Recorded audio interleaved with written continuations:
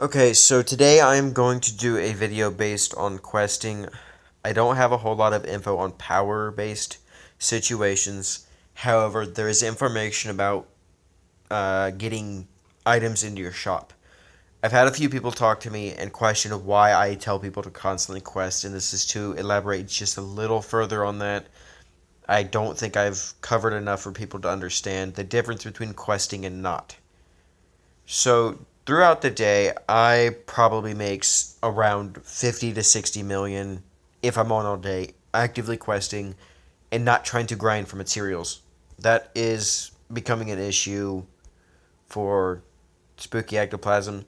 So I am limited a bit more on doing what I want. However, that still does not stop me from wanting to quest. I stick to the barren wastes for two reasons.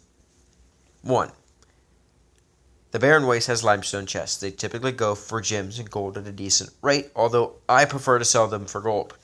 I've had countless people tell me not to sell them for gold, sell them for gems. I personally don't care enough. This is how I play. I like the gold, as I can sit there and farm 10 to 12 of those quests a day. I can get somewhere around 10 to 15 million gold just from those chests. Why would I want 60 gems? I kind of don't need gems as much as I need gold. I'm still upgrading, and to show the difference between that, yeah, 1 million gold just to upgrade these to level 8. That's why I need gold. For anybody that's at the top, you probably don't need that. But for people like me and lower than me, we go through the same. And yes, for people that don't know, they do flip those chests. They buy them for gold, sell them for gems. That's just the market. So again, this is how I play. The second reason for questing, give or take if you have the Royal Merchant or if you don't, these rates can vary significantly. In the past 3 days, I've gotten enough items to fill my entire inventory at least once and then some. 381. Yeah, that sounds about right. I've had enough to at least fill my inventory. And I discount almost all of them. I don't consider it a loss as I didn't craft them. I didn't make them. So to me, that's fine. It's how I play, and that's what I go for. Now, you could sit there and just decide not to do that and surcharge them. That's also not a bad idea because that's free money. That way you don't have to craft anything. You can craft lower level enchants, and you could surcharge those items for anybody that's getting tier 5 and 6 based items. That's a good idea, actually. So don't just think it applies to me. There are multiple ways to change that. So, with that said, I want to point a little bit more towards energy and resources. Because in order to sit there and quest efficiently, you do need some basic resources. I just do enchants. That's all I care for. I don't care to craft items unless it's from a goal. Otherwise, not interested.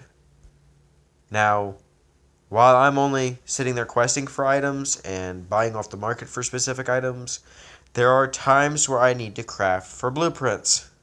I can explain that further and in a different video. But questing helps me not have to spend my resources. It prevents me from having to craft fodder. Now, again, there's people at the top that are like, yeah, we just buy our fodder at max price. Okay, gluttons and show-offs, I don't care. I'm at the point where I need my money. I'm not after the top ranks. I'm just trying to enjoy the game. So this is what I do throughout my day. I will quest, explore through those quests, and just keep going. Now I'm going to delve just a little bit deeper into the quest components and resources based on that. Let's see.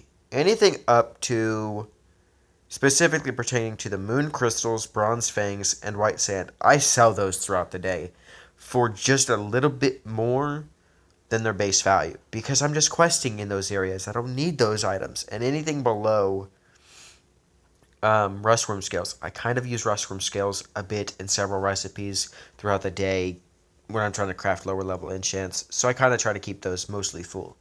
But these last 8 items, I tend to sell so I don't overflow for when I'm fighting the boss of those specific areas. So those items I get rid of. Anything from the Sun God's Tomb or higher, I try not to get rid of unless I'm absolutely full on them. Like the Ancient Marble, I've sold probably about 50 or so because I can't use them still. So this is what I go throughout the day. I try to keep anything else. But these areas down here I don't need as much. Now, I just finished 2 quests earlier. 3 with the Howling Woods boss. And from that, I got